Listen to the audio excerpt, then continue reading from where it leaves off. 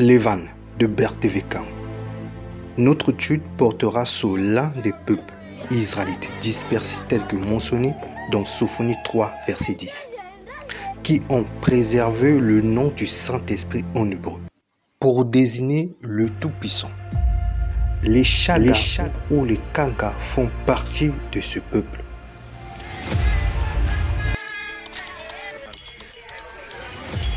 Pour répondre à cette question, cet ouvrage va nous donner un aperçu détaillé.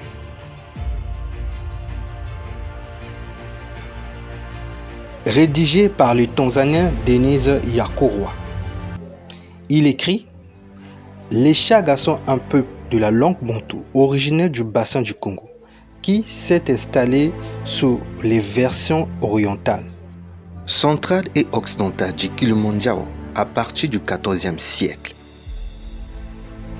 Ce site de voyage affirme que le mot Chaga est indigène de la langue bantou.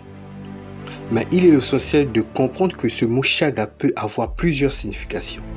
D'ailleurs, d'après le livre Lwangokwa Congo au Royaume d'Afrique d'Abbé Proya, il affirme que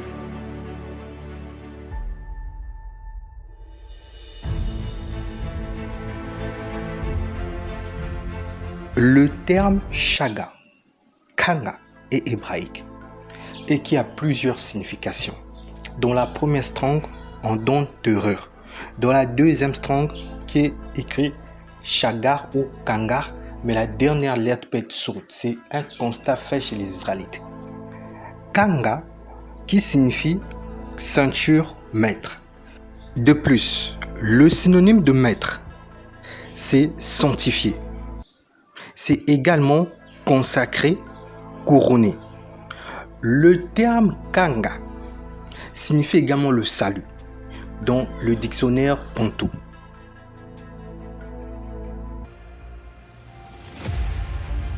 Peut-on affirmer que les Chagas ou les Kangas s'identifient comme étant un peuple sanctifié, consacré, du salut, couronné?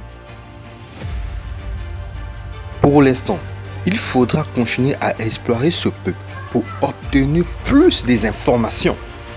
D'ailleurs, voici ce que les Chagas ou les Kangas expriment dans ces chants. Paysage et identité Chaga. Il dit « Notre peuple s'était dispersé parce que notre pays allait à la ruine. Longtemps, nous vécûmes repliés sur nous-mêmes. À présent, pensons différemment et cessons d'errer. C'est l'aube en pays de Chaga. » Ces mots ont retenu mon attention. Le peuple était dispersé. Dans Sophonie 3, verset 10, le Créateur dit que son peuple est dispersé au-delà des feux de l'Éthiopie et l'apporteront une offrande dans le royaume des cieux. Les Chagas habitent au-delà des feux de l'Éthiopie, prétendent être dispersés. Repliés sur eux-mêmes signifie abandonner. D'après Ésaïe 18, verset 1 jusqu'à 6, le Créateur évoque dans sa parabole, au-delà des feux de l'Éthiopie, se trouve son peuple extraordinaire. Cependant, il va se cacher d'eux et avant la fin du monde, ils seront abandonnés. Ils affirment qu'ils doivent adopter une approche différente pour cesser d'errer. En réalité, cela renvoie à Jérémie 4, verset 1.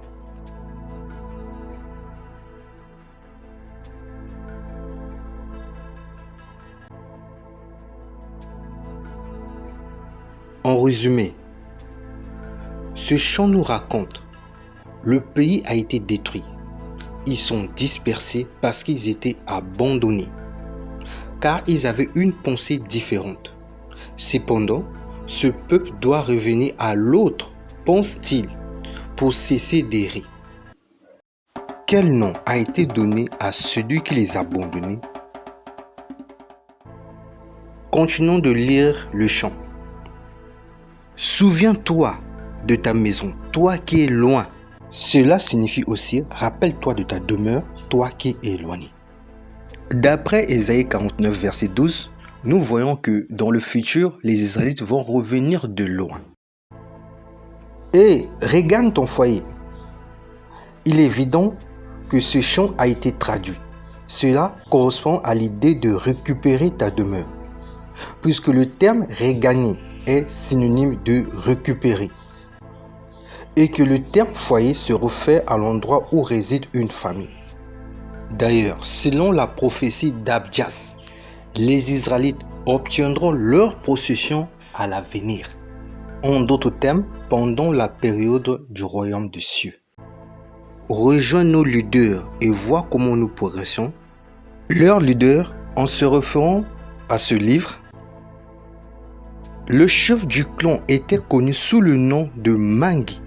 Au Congo, c'est Mani qui est devenu Mangi. De plus, c'est un terme araméen qui se trouve dans la Bible King James, qui fut le nom d'un lévite. Mani était chargé de résoudre les conflits et de conduire le rite spirituel et de régner sur le peuple. D'après cet ouvrage, le rituel de purification du bouc émissaire Chaga est une autre relecture du bouc d'Azazel dans Lévitique 16. Il est apporté que Mani accomplit un rite similaire à celui mentionné dans Lévitique 16. Faute de temps, je préfère de ne pas lire. Vous pouvez consulter chez vous. Revenons dans cet ouvrage. Malgré toutes ces tâches, le Mani n'a pas exigé de salaire plus élevé. Il accepte même la récompense minimale d'une portion de viande abattue, du lait, de breuvage local, des femmes à marier et des céréales. Cette attitude est similaire à celui des Lévites. Travaillons dur maintenant. Ne dormons plus. Nous allons de l'avant. Ézéchiel 36, les eaux de ces champs prévis. Il est important de noter que les Chagas ou les Kanga ont de riches traditions orales et ont reçu à enregistrer la majorité partie de leur histoire. Les missionnaires évangéliques ont rencontré le peuple Chaga sans rencontrer des difficultés pour leur enseigner la parole, parce qu'ils partageaient la même croyance comme illustré dans la Bible, mais qui était transmise oralement auparavant. Il faut prendre en compte que le Saint-Esprit est désigné sous le nom de Rawak Akadash, c'est le palais hébreu, Kadash qui est devenu Kodesh. On vous dit Kodesh vient de Kadash. Rawak Akodesh qui est l'hébreu, mais la prononciation peut être aussi Rawa ou Rouwa. La dernière lettre devient sourde. C'est un constat fait chez les Israélites. Bien que le terme Rouwa est défini comme cri de guerre, triomphe, mais c'est également éclat. Alors, le synonyme d'éclat, c'est brillant, netteté. Le synonyme de netteté, c'est propre, ordre, pureté. Nous sommes toujours dans la racine du Saint-Esprit. Il faut noter que chez les Bantous, la lettre R se confond avec L. La lettre B se confond avec le V. Par exemple, je me nomme Rosnei. Ma grand-mère, durant son existence sur Terre, m'a jamais appelé par Rosnei, mais plutôt Losnei. Pour elle, la lettre R est L. De la même manière, le V se confond avec le B. Par exemple, la pluie au Congo-Brazzaville, on dit Mvula, mais en RDC, on dit Mboula. L'une des causes, il y a un peuple qui se dit Israël, appelle Abraham par Avram. En vérité, la prononciation Roua peut être Loua, car Loua dans le dictionnaire bantou est équivaut à chemin, route. C'est indiqué dans Hébreux 9, verset 8. Le Saint-Esprit est le chemin. Loua ou Roua, c'est la même chose. Il est nécessaire de noter que le Saint-Esprit fait référence à l'eau. Cela est expliqué dans Ésaïe 44, verset 3. Comme le Saint-Esprit est à la base des langues de la terre, il a laissé les traces dans la langue des Haoussa et Kamit. La pluie se nomme Roua ainsi que l'eau. J'ai mentionné que le Saint-Esprit en parle hébreu Rawak Akadash, qui se prononce également Rawa. Bien que nous parlons des Chagas, mais nous devons parler aussi de leurs voisins qui s'identifient avec ce terme Rawa concernant leur peuple. Peuple Meri.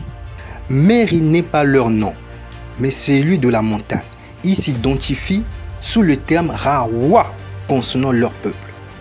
D'après ce site gouvernemental de la région Meri, il est mentionné que le Meri du Kenya ne sont pas les mêmes que le Meri de la Tanzanie. Les Meri de la Tanzanie sont les Bantous. Dans cet ouvrage, il est dit que la langue Meri, le Kirawa, est proche de la langue des Chagas, mais elle comporte aussi de nombreux termes Maasai. C'est parce que les Maasai sont des Cananéens. Il faut se rappeler que son peuple porte son nom. Le terme Rawak ou Rawa, nous constatons un peuple au-delà du fleuve de l'Éthiopie porte ce nom. Reparlons du peuple Chaga. Il était dit que le Saint-Esprit est Ruach HaKodesh.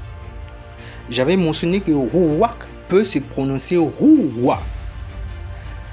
D'après ce site sérieux, je mets le lien. On va lire quelque chose qui est très important. Les légendes Chaga se concentrent sur Ruwa, son pouvoir et son assistance.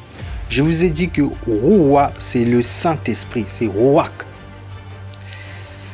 C'est le consolateur, d'après Jean 14. Ruwa est le nom Chaga de leur dieu, ainsi que le mot Chaga pour soleil. Ruwa n'est pas considéré comme le créateur de l'humanité, mais plutôt comme un libérateur et un pourvoyeur de subsistance. Il est connu pour sa miséricorde et sa tolérance lorsque son peuple le sollicite. Il a fourni des bananes, des patates douces et des ignames. Certains mythes Chaga concernant Ruwa ressemblent à des histoires bibliques de l'Ancien Testament. D'après ce site, on parle le nom des divinités africains. Le nom de Dieu des Chaga est Ruwa. Ruwa, Dieu suprême, avait les premiers hommes immortels et les avait placés dans un jardin sur terre, avec l'interdiction de manger l'igname appelé Utao. Le serpent de la mort les a tentés et en mangeant la plante, ils ont perdu leur immortalité. Ça, c'est le livre de Genèse. Il se peut qu'il parle d'igname au lieu de fourri, mais il est important d'avoir ces références afin d'identifier qui sont les Israélites. John Amaro est maître de conférence à l'université de Saint-Augustin de Tanzanie, enseignant au département de philosophie et d'ethnique.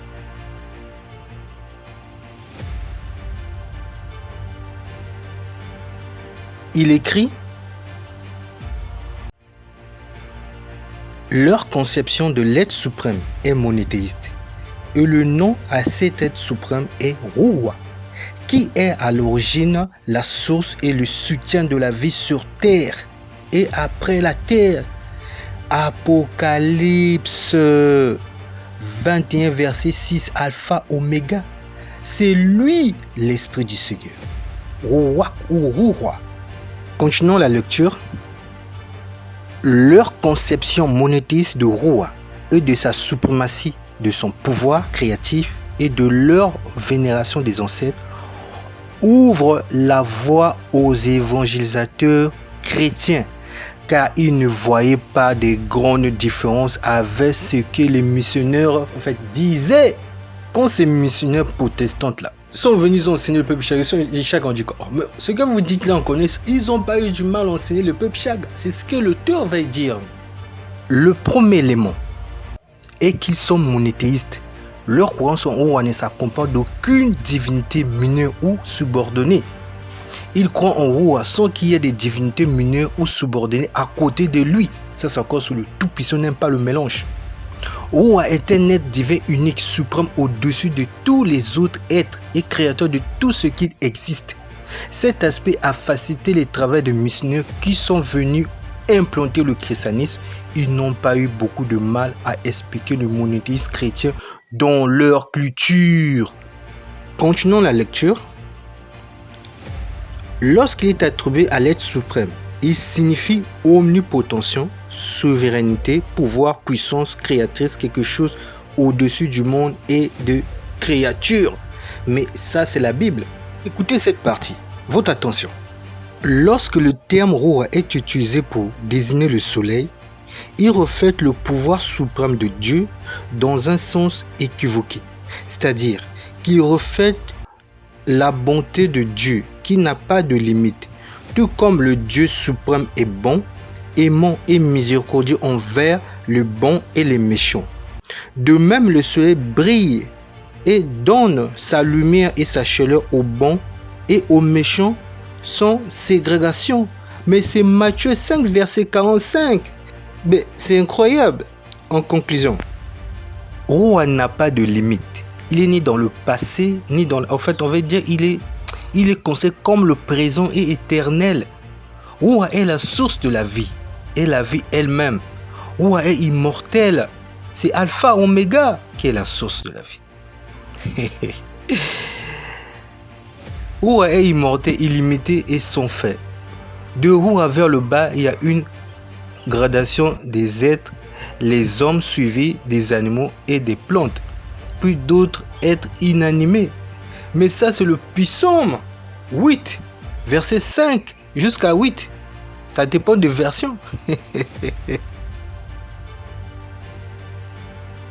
Roi, Roi, cela signifie que Dieu voit partout et tout.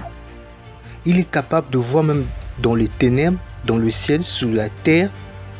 Il est illimité et même si vous faites le mal en vous cachant, Roi va vous voir. Mais c'est ce que les Écritures expliquent. C'est pas pour rien que les chags à la journée sont des chrétiens, la nuit ils repartent à la source. Ils deviennent... C'est ce que l'auteur va dire dans sa conclusion. Lorsque Dieu est appelé Roi et le peuple chaga, la signification se trouve dans 2 Corinthiens 3, verset 17. L'Esprit du Seigneur est la liberté, la délivrance, le salut, la sanctification. L'Esprit du Seigneur couronne. Le peuple chaga sera un peuple couronné dans le royaume des cieux.